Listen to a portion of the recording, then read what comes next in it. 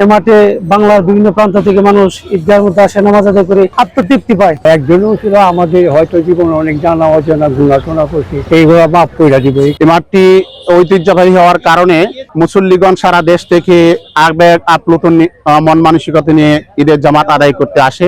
১৯৯তম ঈদ জামাতে লাখো মুসল্লির অপেক্ষায় শোলাকিয়া। উন্নয়নের দাবিতে মুসল্লিদের আক্ষেপ, ঐতিহ্য আর আবেগের ২০০ বছর ছুঁই ছুঁই। এ মাঠে বাংলার বিভিন্ন প্রান্ত থেকে মানুষ ঈদগাহের মধ্যে আসে, নামাজ আদায় করে আত্মতৃপ্তি পায়। একসাথে আল্লাহ রাব্বুল আলামিন বলেছেন, মানুষ যত বেশি হবে আল্লাহ তাআলা দোয়া তত কবুল করবেন। এই শোলাকিয়া মাঠ আমরা দেখার জন্য আসবো এবং সামনে ঈদুল আজহা আসতেছে, কুরবানির ঈদ। ঈদের মধ্যে ইনশাআল্লাহ আমরা নামাজ পড়ার জন্য সবাই আসবো। ঈদুল আজহার ১৯৯তম জামাতকে ঘিরে এখন উৎসব মুখর আবহে প্রস্তুত এশিয়ার ঐতিহ্যবাহী বৃহত্তম ঈদগাহ ময়দান কিশোরগঞ্জের শোলাকিয়া। লাখো ধর্মপ্রাণ মুসল্লির পদচারণায় মুখর হতে যাওয়া এই ঐতিহাসিক প্রান্তর এবারও প্রস্তুত করা হয়েছে এক বিশেষ নিরাপত্তা ও ব্যবস্থাপনার চাদরে। তবে শতবর্ষের এই ঐতিহ্যবাহী মাঠের স্থায়ী ও আধুনিক কোনো উন্নয়ন না হওয়ায় ক্ষোভ আর আক্ষেপ প্রকাশ করেছেন স্থানীয় বাসিন্দা ও দূর দূরান্ত থেকে আসা মুসল্লিরা।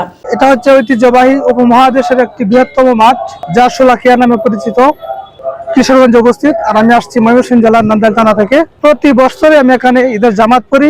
ঈদের জামাত পড়ার কারণ হচ্ছে যে হাদিস শরীফে এসেছে এরকম যে যত বড় জামাতে মানুষ নামাজ পড়ে তত নাকি আল্লাহ তাআলা তাকে দান করে। ঈদের মাঠের মধ্যে লক্ষ লক্ষ মানুষের সমাগম হয়, এজন্যই আমি এখানে আসি, মানুষ সবের আশায়। পবিত্র ঈদুল আজহা এবং কোরবানির আনুষ্ঠানিকতার বিষয়টি বিবেচনায় রেখে এবার শোলাকিয়ায় প্রধান ঈদ জামাত অনুষ্ঠিত হবে সকাল ৯টায়। জামাতে ইমামতি করবেন প্রখ্যাত আলেম মুফতি আবুল খায়ের মোহাম্মদ সাইফুল্লাহ। ইতোমধ্যেই মাঠের দাগ কাটা মেহরাব ও দেওয়ালে চুনকাম, অজুখানা নির্মাণ এবং পুরো ময়দান পরিষ্কার পরিচ্ছন্ন করার কাজ সম্পন্ন হয়েছে। আপনার নামাজ পড়তে দূর দূরান্ত দেশের তো আছে, আবার বাইরের দেশ থেকে আপনার অনেক মুসলমান ভাইরা আসে এই ঈদের নামাজ পড়তে। আপনাদের জন্য সুব্যবস্থা করা হয়েছে, আপনারা যাতে উঁচু টয়লেট এমনকি থাকার ব্যবস্থা আছে।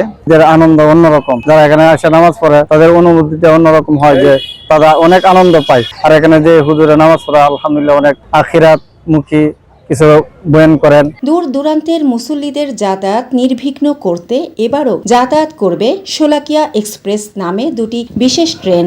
আইন শৃঙ্খলা রক্ষাকারী বাহিনীর পক্ষ থেকে জানানো হয়েছে, নিশ্চিন্তে মাঠ জুড়ে গড়ে তোলা হয়েছে ৪ স্তরের কঠোর নিরাপত্তা বলয়। মাঠের ভেতর ও বাইরে বসানো হয়েছে ৬৪টি সিসি ক্যামেরা এবং ৪টি আধুনিক ওয়াচ টাওয়ার। আকাশ থেকে নজরদারিতে থাকবে drone camera, archway, metal detector, bomb disposal unit এবং পুলিশের বিশেষ চেকপোস্ট। মুসল্লিরা মাঠে কেবল জায়নামাজ ও মোবাইল ফোন সাথে নিয়ে প্রবেশ করতে পারবেন। অন্য কোনো ব্যাগ বা বস্তু বহন করা নিষিদ্ধ। Mohammad Mizanur Rahman, police super, Kishoreganj. ঐতিহাসিক শোলাকিয়া ঈদগাহ মাঠে আমাদের আইন শৃঙ্খলার ব্যাপারে আমাদের যে পরিকল্পনা আছে, এর মধ্যে দেখেছেন যে ইতিমধ্যে কিছু ফোর্স আমরা অলরেডি নিয়োগ করেছি। টোটাল ফোর্স সঙ্গে আছে ৬১৬ জন। ইতিমধ্যে ২৪ ঘন্টার প্ল্যান করা হয়েছে, করে ডিপ্লয় হয়েছে। ৩২টি চেকপোস্ট আমরা করেছি ইতিমধ্যে, ৭টি আর্চওয়ে গেট, তারপরে ৫০টি মেটাল ডিটেক্টর। এর বাইরে ৬৪টি সিসি ক্যামেরা অলরেডি স্থাপিত হয়েছে, ড্রোন, ভিডিও ক্যামেরা, অন্যান্য জিনিস থাকবে। যারা মুসল্লি আসবেন নামাজে, তারা যেন কিছু ফরমেশন মেনটেন করে আসবেন। একটা হচ্ছে শুধু জায়নামাজ নিয়ে আসবেন, কোনো টর্চ লাইট অথবা ম্যাচ লাইট যা আছে, কোনো ম্যাচ বা অন্যান্য কিছু নিয়ে আসবেন না। মোবাইল আনতে পারবেন, সেক্ষেত্রে মোবাইল সাইলেন্ট থাকবে। শোলাকিয়ার দীর্ঘদিনের রেওয়াজ অনুযায়ী বন্দুকের গুলি ফুটিয়ে ঈদ জামাত শুরুর সংকেত দেওয়া হবে। জামাত শুরুর ১৫ মিনিট আগে ৩টি, ১০ মিনিট আগে ২টি এবং শেষ ৫ মিনিট আগে একটি শটগানের গুলি ফুটিয়ে মুসল্লিদের কাতারবদ্ধ হওয়ার আহ্বান জানানো হবে। বড় জামাতে নামাজ আদায়ের মাধ্যমে বেশি সওয়াব হাসিলের উদ্দেশ্যে প্রতি বছর শোলাকিয়ায় লাখো মানুষের ঢল নামে।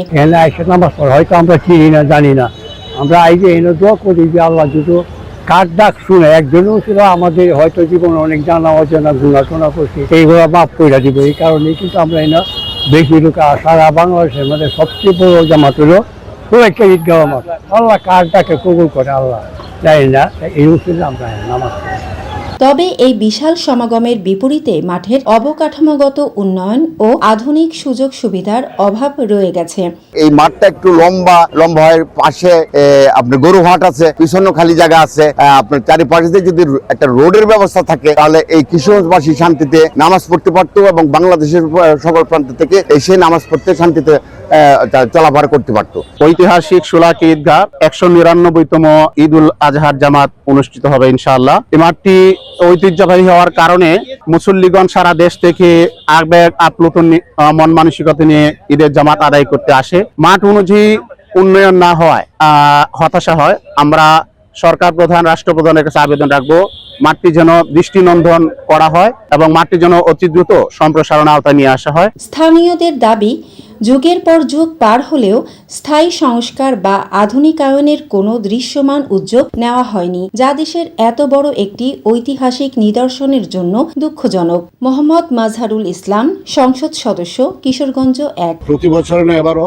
ঐতিহাসিক শোলাকিয়া ঈদগাহ ময়দানে 199তম ঈদুল আজহার জামাত অনুষ্ঠিত হবে। এই জামাত অনুষ্ঠিত করার জন্য ইতিমধ্যেই প্রশাসন, পুলিশ প্রশাসন, র্যাব, বিজিপি সহ, আনসার সহ এবং আরো সরকারি বিভিন্ন দপ্তর কাজে নিয়োজিত আছেন এবং আমি আশা করি যেভাবে শান্তিপূর্ণভাবে এই ঐতিহাসিক শোলাকিয়া ঈদগাহ ময়দানে ঈদ উল ফিতরের জামাত অনুষ্ঠিত হয়েছে, এবারে ঈদুল আজহার জামাতও অত্যন্ত নিরাপদে এবং সুন্দর এবং সুষ্ঠুভাবে এই জামাত অনুষ্ঠিত হবে। আমি প্রত্যাশা করি সবাই ঈদ জামাত শেষে আনন্দ উৎসবের মধ্য দিয়ে বাড়ি ফিরে যাবেন। আমার পক্ষ থেকে যে সকল সংশ্লিষ্ট কর্মকর্তা এবং দপ্তর এই ঈদুল আজহার জামাত অনুষ্ঠিত করার জন্য প্রাণপণ চেষ্টা করে যাচ্ছেন, আমি কিশোরগঞ্জ আসনের সংসদ সদস্য হিসেবে তাদেরকে আন্তরিক অভিনন্দন জানাই।